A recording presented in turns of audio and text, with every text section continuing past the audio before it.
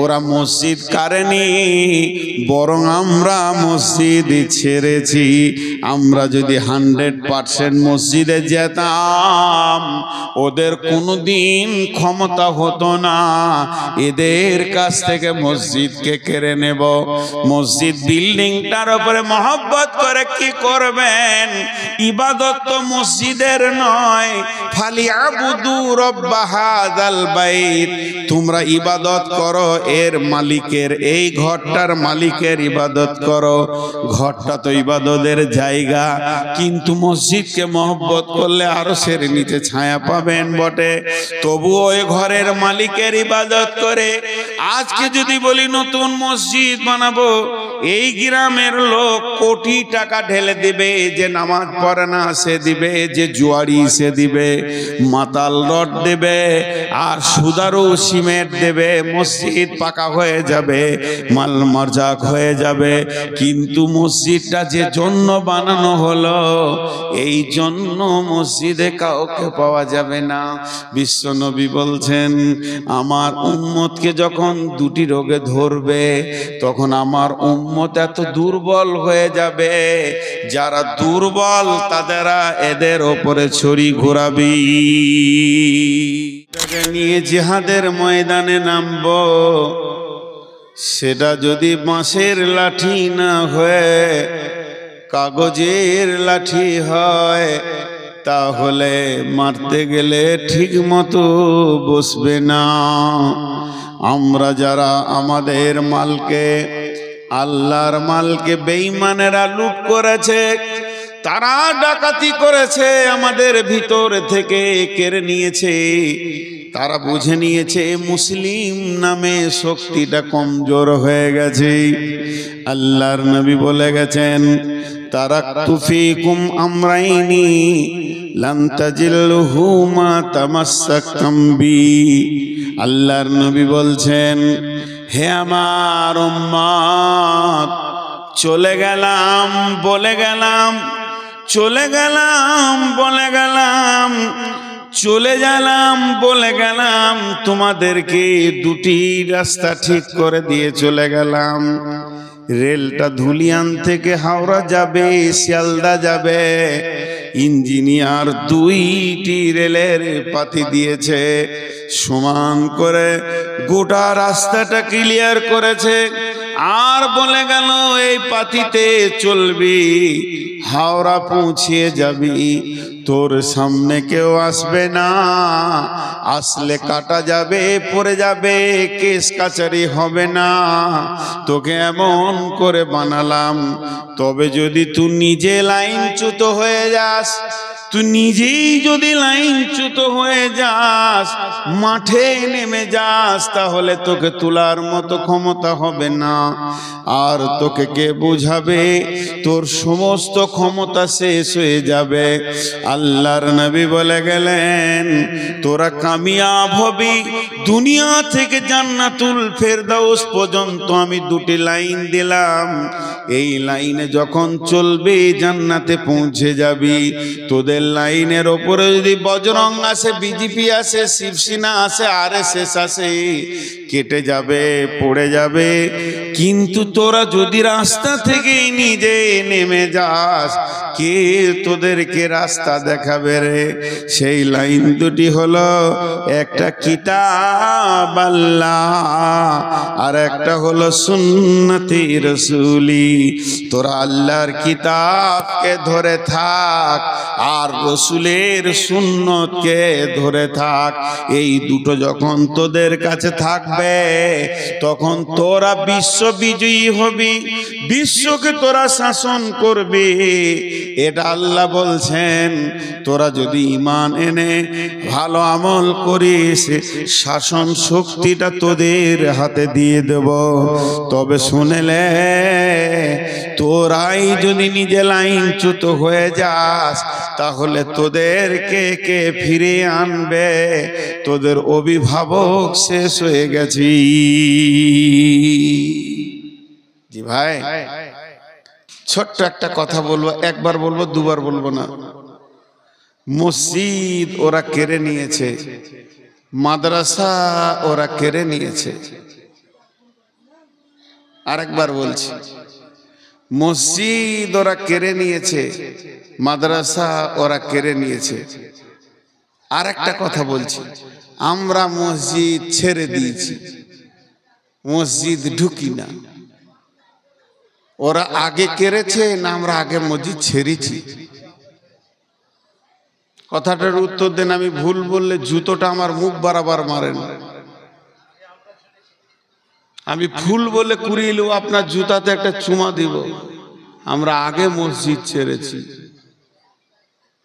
আজকে এই গ্রামের পপুলেশন কত আর মসজিদে কত? ফজরে 3টে সালাম ফিরে ইমাম সাহেব দেখছে খলিল চাচা, জলিল চাচা, হবিব চাচা, 3 জনা। 2টো আবার প্যারালাইসিসের রুগী, একটা অ্যাজমার রুগী, সারা রাত ঘুম হয় না। 3 জনাতে এসেছে। হাত থেকে এমনি যায়নি। গোটা ভারতবর্ষের মুসলমান যদি ব্রেন লাগিয়ে দেয়, 1 কাটা জমি উদ্ধার করতে পারবে না। এটা আমি চ্যালেঞ্জ দিয়ে বলে গেলাম। আর যদি একজনাকে সাথে নেয়, আর কাউকে চাই না, সব জমি বাপ বাপ করে ফেরত দিবে, তার নাম হলো আল্লাহ। আল্লাহ ছাড়া যদি উদ্ধার হয়, তারা আপনারা নামেন, আমিও আছি। আজ মুসলমানদের উপর এই অত্যাচার মানে প্রথম আল্লাহ নারাজ। মিশনগুলো জন্ম নিয়েছে ক বছর? হার্ডলি 20 বছর, 25 বছর। আর মাদ্রাসাগুলো সেই ব্রিটিশ পিরিয়ড থেকে টুকটু কুটকু টুকটু খুকচু চলছে। বাপের মেধা ছেলেটা কোথায় যাবে? মিশনে ডাক্তার হবে, মাস্টার হবে। ওয়া নবী হুরায়রা রাদিয়াল্লাহু তাআলা আনহু قال قال رسول الله صلى الله عليه وسلم إذا اتخذ الفي دبالا والأمانة مغناما والزكاة مغراما تعلم لغير دين وتعلم لغير دين। আল্লাহর নবী আফসোস করে বলছেন, আমার উম্মত অন্য কারণ নয়, আমি নবী মুহাম্মদ সাল্লাল্লাহু আলাইহি সাল্লামের উম্মত। সে কোনোদিন চিন্তা করবে না আমার ছেলেটা কোরআনের শিক্ষা করুক। কোরআনটা এত দামি কিতাব, যার ভিতরে কোনো ভুল নাই। প্রতিদিন সকালে কোরআন আপডেট হয়ে যায়। যেমন যেমন জামানা আসবে, কোরআন তেমন তেমন কথা বলবে। সেইটাকে পেছনে ফেলে দিয়ে বাপ মা ছেলেকে সুদের অঙ্ক শিখাবে, বিকম পড়াবে, এমকম করাবে। সবাই ভাবছে আমার ছেলে ডাক্তার হোক, তাহলে রুগী হবে কে? এত ডাক্তার হবে তো রুগী হবে কে? বেসনে দেবে ইংলিশ শেখাবে। জেনারেল শিক্ষার উপরে মানুষের মিজাজ চলে যাবে। মাদ্রাসায় ছেলেকে পড়াতে গিয়ে যাকাত খাওয়াচ্ছে, ওসর ফেতরা খাওয়াচ্ছে, বাইতুল মাল খাওয়াচ্ছে। মা বাপের কোনো চিন্তা নাই। ওই বাপকে যদি আমি পকেট থেকে 100 টাকা বের করে বলি যাকাতের টাকাটা লেন ভাই, লিবে না। কিন্তু ছেলেটাকে মাদ্রাসায় যাকাত খাওয়াবে। আর একটা বেটাকে ইংলিশ মিডিয়ামে দিয়েছে, 2 নম্বরের কারণে ফেল করেছে, সেটাকেও ক্যাপাসিটি করেছে ওই আপনার কিনা মিশনওয়ালা বাপ। তখন গোপনে বলছে 50,000 60,000 সেক্রেটারিকে দিব, ছেলেটা নেন। এটা তো গেল মাসে 20,000 টাকা মাস দিয়ে ছেলেকে পড়ালো। যখন রিজাল্ট বের হচ্ছে পশ্চিমবঙ্গ জুড়ে, গোটা পশ্চিমবঙ্গে স্কলার কে হয়েছে? ইট ভাটার কুলির ছেলে, যার বাপ কোনোদিন প্রাইভেট পড়াতে পারেনি। বাড়িতে বসে বসে বাপের সঙ্গে ভাটাতে ইট বুইয়েছে। ওই ছেলেটা পশ্চিমবঙ্গে স্কলার হয়ে গেছে। আর এই মাসে 50,000 টাকা খরচা করেও পারল না। আল্লাহর নবী বলছেন, তোমার ছেলে কোরআন জানে না। এখানে যতগুলি মুসলমান আছেন, অত্র এলাকায় যারা ইমানদার আছেন, আল্লাহর হস্তে বলেন মসজিদে কতগুলো পাওয়া যাবে? আল্লাহ বলছেন চলো কাগজ কলম নাও, অঙ্ক করো। কুলিন কানা বাউকুম, তোমরা তোমাদের বাপকে, ওয়াবনাউকুম, তোমাদের সন্তানকে, ওয়াইখওয়ানুকুম, তোমাদের ভাইকে, ওয়াজওয়াজুকুম, তোমরা তোমাদের বিবিকে, ওয়াসিরাতুকুম, বন্ধু বান্ধবকে, ও আমওয়ালুন ইকতারাফতুমুহা, সঞ্চিত মালকে, ও তিজারাতুন তাখসাউনা কাসাদাহা, ব্যবসা বাণিজ্য চাকরি বাকরিকে, ও মাসাকিন তারদাউনাহা, আর যে অট্টালিকাটা বানিয়েছো সেই ঘরকে। এই 8টা জিনিসের মহব্বতে, এই 8টা জিনিসের প্রেমে, এই 8টা জিনিস কিনে পাগল হয়ে তোমাদের দিন রাত গুজারে যাবে। সকাল থেকে সন্ধ্যা, সন্ধ্যা থেকে সকাল, এই 8টা কাজ কিনে তোমরা ব্যস্ত থাকবে। তোমাদের মাথা থেকে 3 জন উড়ে যাবে, সফটওয়্যার থেকে 3 জন থাকবে না। আহাব্বা ইলাইকুম মিনাল্লাহি, আল্লাহর মহব্বত, ওয়া রাসূলিহি, রাসূলের মহব্বত, ওয়া জিহাদিন ফি সাবিলিহি, আল্লাহর রাস্তায় নিজের জানটাকে দিয়ে দিতে হবে, তার মহব্বত। এইগুলি যখন তোমাদের মাথা থেকে চলে যাবে, আল্লাহ নিজে বলছেন ফাতারাব্বাসু ফাতারাব্বাসু হাত্তা ইয়াতিয়াল্লাহ বিআমরিহি ওয়াল্লাহু লা ইয়াহদিল কওমাল ফাসিকিন। অপেক্ষা করো, এমন সময় আল্লাহর হুকুম না আসছে। যখন আল্লাহর হুকুম এসে যাবে, তোমরা হাজার চেষ্টা করলেও তোমাদের মতো বেঈমানকে আল্লাহ হেদায়েতের রাস্তা দেবে না। আমাদের মতো বেঈমানকে আল্লাহ হেদায়েতের রাস্তা দেবে না। আপনার বিয়ে বাড়ি চলছে, আমাকে দাওয়াত করেছেন, কেননা আমি আপনাদের মসজিদের ইমাম। আর একজন ওনাকে দাওয়াত করেছেন, কেননা উনি মাদ্রাসার হেড মাওলানা। তাহলে উনি হলেন আপনার রসুলের তরফের কুটুম, আমি হলাম আল্লাহর তরফে কুটুম। বিয়ে বাড়িতে যেসব কীর্তি চলছে, আমরা দাঁড়িয়ে থাকতে পারলাম না, পালিয়ে গেলাম। খেলাম না গান বাজনা সিডি আর কিছু মেয়েদের অবাধ মিলাবাসা, পর্দা নাই, মাথায় কাপড় নাই, ঢুকছে বেরুচ্ছে। উনিও মাথা নামো করে সুসুর করে মাদ্রাসা গিয়ে 2টি মুড়ি খেয়ে নিলেন। আমিও টুকটুক করে বললাম, ভাই যাচ্ছি, এখানে ইমান থাকবে না, মসজিদে গিয়ে 2টি মুড়ি খেয়ে নিলাম। বলেন আপনার বিয়ে বাড়িতে কত কুটুম এসছে? আপনার শ্বশুর তরফের কুটুম এসছে, আপনার বেটির বিয়ে দিয়েছেন, বিয়ের তরফের কুটুম এসছে, বেটার বিয়ে দিয়েছেন, বেটার তরফে কুটুম এসছে, আপনার শ্বশুর শালা তরফে কুটুম এসছে, আপনার বিবির তরফে ভাইরা এসেছে। সবাই শান্তিতে আনন্দ করে পেট ভরে খেলো, অনুষ্ঠান শেষ করে গেল। মাত্র 2 জন খেতে পেল না, মসজিদে যে মুড়ি খেলো। পরিবেশটা এমন ছিল, এরা থাকতে পেল না।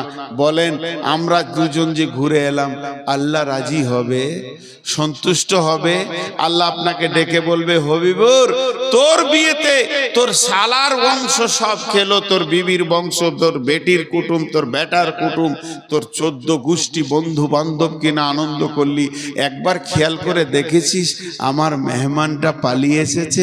আমি আল্লাহ ওখানে জায়গা পাইনি, আমার রসুল ওখানে জায়গা পাইনি। তাহলে তুই কি কেমন মুসলমান? আজকের আমাদের অবস্থা এই, আমাদের আচরণে এই। এক কথাই বলা যেতে পারে, আমাদের ব্যবহারে আমাদের আল্লাহই আমাদের উপরে নারাজ আছে। এই তো দুনিয়ার আযাব। এরা তো শেষ কি কাজ করবে? এই আরএসএস শেষ কাজ করতে পারবে, আপনাকে আমাকে কেটে দিবে, পুড়িয়ে দেবে। আর 2টা কথা হাদিস এসেছে যে আল্লাহ নবী বলছেন, লা তুশরিক বিল্লাহি শাইয়া ওয়া ইন কুতিলতা আও হুরিকতা, জ্বালিয়ে দেখ, কেটে দেখ, কেটে দিবে, শেষ করে দেবে। এরা কেটে পুড়িয়ে মারবে। মাত্র 8 ঘন্টা 10 মিনিট 5 মিনিটের একটা কষ্ট, তার থেকে বেশি দিতে পারবে না। হার্ডলি 10 মিনিট 1 মিনিট 8 ঘন্টার কষ্টের থেকে বেশি দিতে পারবে না। আর আমার আল্লাহ জাহান্নামে ভরলে কতদিন চলবে? অনন্তকাল। ওই আযাবের থেকে আযাবটা বেশি। এই আরএসএস যদি মাথা নাও ভরে, আল্লাহর আজরাইল আছে, সেও মারবে। আল্লাহর আজরাইল আছে, মারবেই।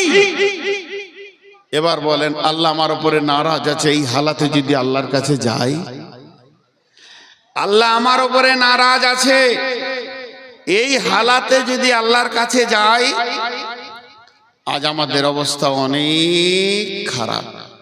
আমাদের না আছে আমলে আল্লাহ, না আছে আমাদের কাছে রসুলের সুন্নত, না দাঁড়িয়ে আছে মুসলমান কি না তা চেনা যায়। মানে কি ভাবছেন? কেন ভাববেন? আপনি চলে গেলে সব খারাপ লাগবে। মৌলানা সাহেব তো ফোন নিয়ে ব্যস্ত, তুই থাকলে হবে? এত রাতে বিবির সঙ্গে কথা বলে আর ও জিহাদ করবে সোমবার দিয়ে। জি, আল্লাহ তাবারাক ওয়া তাআলা যদি আমাদের সঙ্গে না থাকে, তাহলে আমরা আগাতে পারবো না। প্রথম কথা শুনেলেন, মুসলমান তোমাকে তলোয়ার লাগবে না। বিশ্বনবী তোমাকে কি শিখিয়েছে শুনে দাও। নবীজিকে প্রশ্ন করা হলো, ইয়া রাসূলুল্লাহ, আপনি পৃথিবীতে কেন এসেছেন? আপনি তো আসেননি, আপনাকে পাঠানো হয়েছে। বিশ্বনবী আসেননি, ওনাকে পাঠানো হয়েছে। যিনি পাঠিয়েছেন তিনি আল্লাহ। তিনি আগে কোরআন রেডি করেছেন, কোরআন পাঠিয়েছেন, নবীজিকে পাঠিয়েছেন কোরআনের ট্রেনিং দিয়ে। জীবিত কোরআন হাত পা দিয়ে বিশ্বকে দেখাবে আল্লাহ কি চাইছে।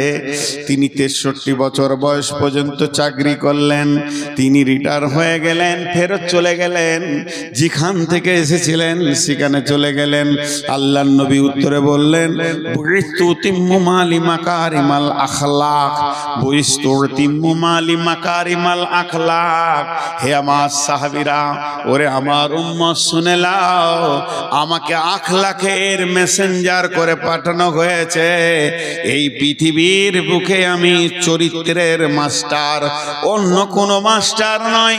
আমি হলাম চরিত্র গঠন করার মাস্টার। আমাকে ইংলিশ দেওয়া হয়নি, হিন্দি দেওয়া হয়নি, আর্টস কমার্স সায়েন্স দেওয়া হয়নি। আমার সাবজেক্টের নাম হলো চরিত্র। আমার চরিত্র এত ধারালো হবে, তলোয়ার সেই জায়গায় পৌঁছাতে পারবে না। বিশ্বনবীর একটা শিষ্যটার নাম হলো হযরতে উমর ফারুক, ফারুকে আজম, উমর বিন খাত্তাব রাদিয়াল্লাহু তাআলা আনহু। বিশ্বনবী পৃথিবী থেকে চলে গেলেন। বিদায়ের পরে হযরতে আবু বকরকে দেওয়া হলো ভারপ্রাপ্ত। তিনি হলেন খলিফা, আমিরুল মুমিনিন আবু বকর পৃথিবী থেকে চলে গেলেন।